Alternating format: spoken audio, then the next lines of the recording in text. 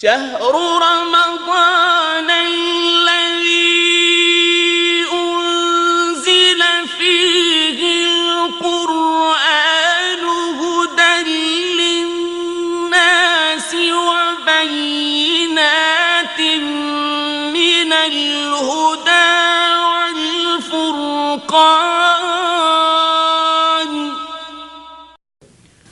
الحمد للہ والصلاة والسلام علی رسول اللہ. اعوذ باللہ السمیع العلیم من الشیطان الرجیم. الف لام میم ذالک الکتاب لا ریب فیہ ھدی للمتقین. ناظرین، قرآن مجید کے حوالے سے یہ ہماری تیسری مجلس کہ جس میں ہم کتاب اللہ پر اٹھائے جانے والے اعتراضات اور شکوک و شبہات کے حوالے سے بات کرنے والے ہیں.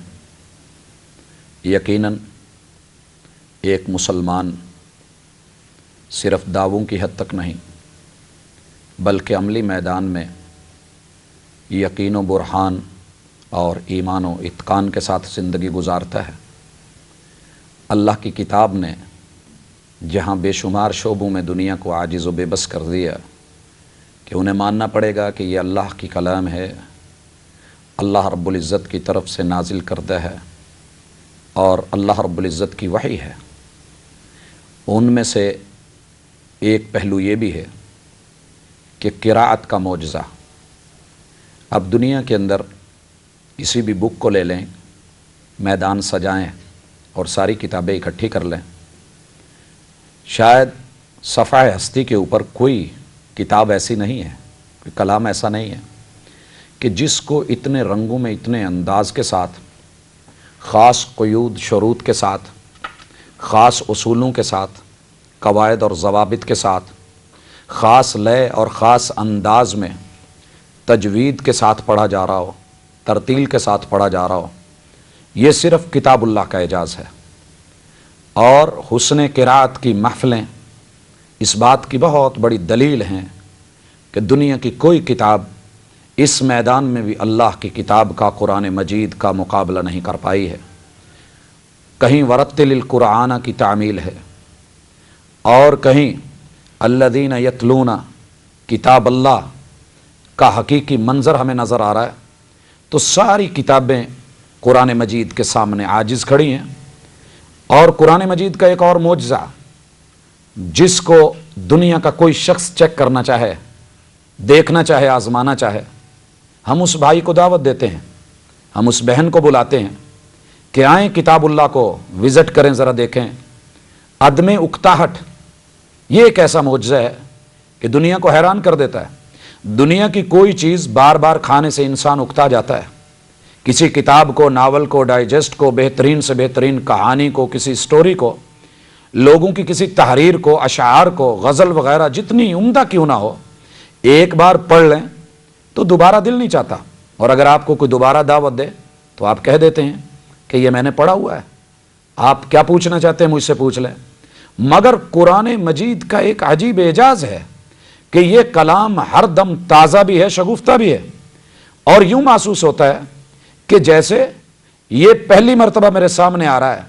2-4 مرتبہ نہیں، ہزاروں مرتبہ آپ اس کو دہرا کر کے دیکھیں، آپ اس کو پڑھ کر کے دیکھیں، آپ کو کبھی اکتاہٹ محسوس نہیں ہوگی.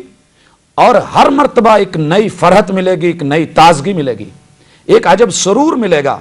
آئیں ذوق اور شوق کے ساتھ اس کو کبھی چیک تو کیجئے کہ کیا یہ دنیا کے کسی اور صحیفے کے نصیبے میں یہ بات آئی ہے؟ یقیناً نہیں ہے. کتاب اللہ کا ایک اور معجزہ، اسے رب کی کتاب نہ کہنے والوں کو دعوت ہے. جو لوگ یہ کہتے ہیں کہ رب کا کلام نہیں، اللہ نے کہا کہ وَلَقَدْ يَسَّرْنَا الْقُرْآنَ لِلذِّكْرِ فَهَلْ مِن مُدَّكِرٍ. تیسیر اور آسانی کا معجزہ.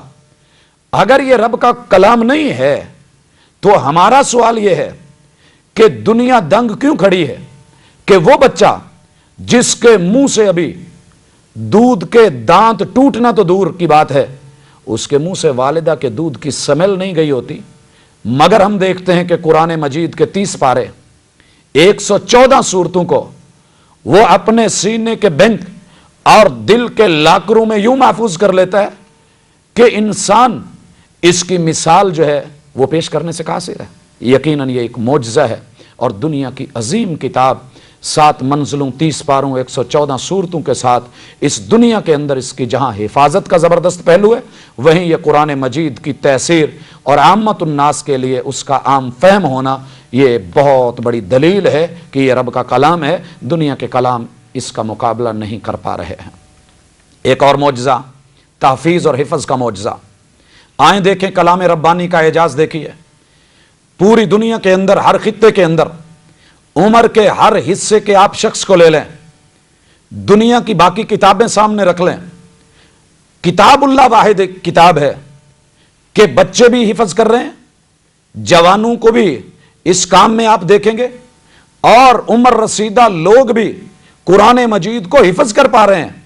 वो लोग कि जिन्हें फोन के चंद नंबर याद नहीं होते, जिन्हें अपने शायद बच्चों के नाम याद नहीं रहते और उनके अफराद याद नहीं रहते, हम किताबुल्लाह को देखते हैं कि वो उसको फरफर याद कर लेते हैं। और इस मैदान के अंदर दुनिया की सारी किताबों को कुरान मजीद ने आजिज कर दिया है कि वो इसका मुकाबला कर पाएं। और अगर कोई एक आधी किताब को याद कर भी लेगा, हिफज कर भी लेगा, तो वो देर पा नहीं होगा। लेकिन हम कुरान मजीद को देखते हैं कि किसी और किताब को करें तो चंद लोग और चंद अफराद करेंगे, यहां गिनती इतनी लंबी है और तादाद इतनी ज्यादा है कि दुनिया उसका मुकाबला नहीं कर पाती। रोजाना दुनिया के अंदर, हर बर्रे आजम के अंदर, हर मुल्क के अंदर, हर शहर के अंदर, हर गांव मोहल्ले गली के अंदर, मस्जिदों के अंदर, मकातिब के अंदर, मदारिस के अंदर, स्कूलों कॉलेजों के अंदर, दुकानों के काउंटरों के ऊपर, रेडियों पे बैठे हुए लोगों को हम देखते हैं कि वो कुरान मजीद को याद कर रहे होते हैं और उनके सीने में ये महफूज हो रहा होता है। इसी तरह किताबुल्लाह की तासीर का मौजज़ा, हमने इशारा किया था किताबुल्लाह की गारंटीज़ के अंदर कि ये किताब एक ऐसी किताब है, नुस्खा कीमिया है कि जो लोगों पर जैसे कल असर रखती थी वैसे भी आज असर रखती है। ये कुरान मजीद की असर अंगेजी है और नतीजा खेजी है कि जैसे ये कल था 1400 साल कबल था, वैसे आज है। अबू बकर सिद्दीक रजी अल्लाह ताला अन्हु की तिलावत को सुन के कुफ्फार के बच्चों पे असर होता है, औरतें मुतासर होती हैं, मिल बैठ के वो सर जोड़ते हैं और इसके असर और तासीर के खात्मे के लिए सैयदना अबू बकर सिद्दीक की जला वतनी की रज़ी अल्लाह ताला अन्हु बातें हो रही हैं और उनको जला वतन किया जा रहा है। तो दलील है कि दुनिया आजिज आ चुकी है कि सिवाय इन लोगों को निकालने के और कोई हल नहीं है। उधर बैतुल्लाह के अंदर ये तो आवाम है, ये बच्चे हैं, औरतें हैं, शायद जल्द मुतासर हो जाती हूँ। अबुल हकम जैसे बड़े बड़े सरदार कुफर के इमाम जो हैं वो भी आजिज आ गए कि दिन को मुखालफत कर रहे हैं तो रात के अंधेरे में बैतुल्लाह के खिलाफों में छुप करके इस किताब को सुनने पर मजबूर है, जो इस बात की दलील है कि किताबुल्लाह मौजज़ा है।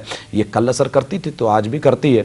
आप कभी पढ़ करके तो देखिएगा उन लोगों को कि जिन्होंने किताबुल्लाह को देखा तो दिल की दुनिया बदल गई। ये साइंसदान है।